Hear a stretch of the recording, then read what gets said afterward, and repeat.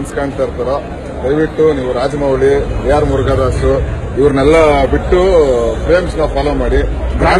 Graphics ಮಾತ್ರ heavy ultra modern graphics ಮಾಡಿದಾರೆ.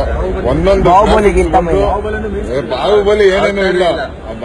ಏನೇನು ಇಲ್ಲ, ಫ್ರೇಮ್ಸ್ ಅಂದ್ರೆ ಫ್ರೇಮ್ಸ್ ಅಷ್ಟೇ. ಫ್ರೇಮ್ಸೇ ಫಿಲಂಗೆ ಮೇನ್ ಹೀರೋ, ಅವರೇ ವಿಲನ್, ಅವರೇ ಹೀರೋ. ಅವರು ಪಾಪ 2006 ಅಲ್ಲಿ ತಲೆಗೆ ಮೆದ್ಲಿಗೆ ಏಟ್ ಬಿದ್ಬಿಟ್ಟು ನನ್ನ ಮಗನಿಗೆ ಏನು ಫಿಲಂ ಮಾಡಕ್ ಗೊತ್ತಾಗಿಲ್ಲ. 2006 ಇಂದ ಅವ್ನು ಅಪ್ಡೇಟೇ ಆಗಿಲ್ಲ. ಫ್ರೇಮು 100% ಅವ್ನು ಅಪ್ಡೇಟ್ ಆಗಿಲ್ಲ, ಅವ್ನಿಗೆ ಏನೂ ಐಡಿಯಾ ಇಲ್ಲ. ಅದಕ್ಕಿಂತ ಮಜಾ ಅಂತಂದ್ರೆ ಯಾವ ಇಂಗ್ಲಿಷ್ ಫಿಲಮ್ ತಮಿಳು ತೆಲುಗಲ್ಲೆಲ್ಲ ಮಾಡ್ತಾರ ಅಂತ ಡೈನಾಸರ್ನೆಲ್ಲ ತರಿಸಿಟ್ಬಿಟ್ಟವ್ರೆ ಫಿಲಮ್ ಅಲ್ಲಿ. ಡೈನಾಸರ್ ಅಂತೆ, ಜಿಂಕೆ ಅಂತೆ. ಹೀರೋಯಿನ್ ಬಂದ್ಬಿಟ್ಟು ರಕ್ಷಿತಾ ಅವ್ರನ್ನೇ ಮಾಡ್ಬೋದಾಗಿತ್ತು. ಅವರು ಶಿವಣ್ಣನ ಒಂದ್ ಕೊಂಕಳಲ್ಲಿ, ಆಮೇಲಿಂದ ಸುದೀಪ್ ಒಂದ್ ಕೊಂಕಳಲ್ಲಿ ಇಟ್ಕೊಂಡು ಆರಾಮಾಗಿ ಇನ್ನೂ ಫಿಲಂ ಕ್ಯಾರಿ ಮಾಡ್ತಾ ಇದ್ರು. ಅನಿಜಕ್ ಸರ್ನ ಕೊಡೋ ಬದಲು ವಾಯ್ಸ್ನು ಅಷ್ಟೇ ಅಲ್ಟ್ರಾ ಇದರಲ್ಲಿ ಬಂದ್ಬಿಟ್ಟು ರಕ್ಷಿತಾ ಅವ್ರ ಕೈಲಿ ಅನಿಜಕ್ ಸರ್ನ ವಾಯ್ಸ್ ಕೊಟ್ಟಿದ್ದಾರೆ. ತುಂಬಾ ಸಂತೋಷ ಆಯ್ತು.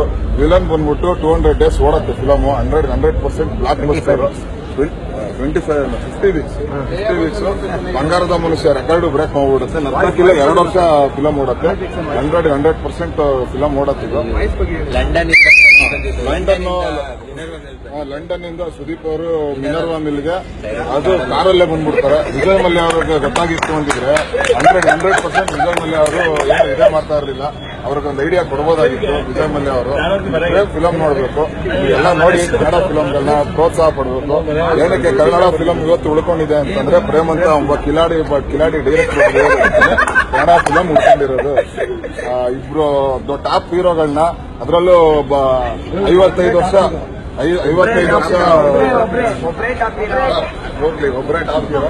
ಇನ್ನೊಂದು ಇವಾಗ ಒಂದು 15-20 ಫಿಲಂ ಮಾಡಿರುವಂತ ಅಭಿನಯ ಚಕ್ರವರ್ತಿ, ಕರುನಾಡ ಚಕ್ರವರ್ತಿ, ಇವ್ರಿಗೆಲ್ಲ ಹಿಡ್ಕೊಂಡು ಫಿಲಂ ಮಾಡೋ ತಾಕತ್ತಿರೋದು ಬರೀ ಪ್ರೇಮ್ ಒಬ್ಬನಿಗೆ. ಈ ತರ ಫಿಲಂ ಮಾಡೋ ತಾಕತ್ತಿರೋದು ಪ್ರೇಮ್ ಒಬ್ಬನಿಗೆ.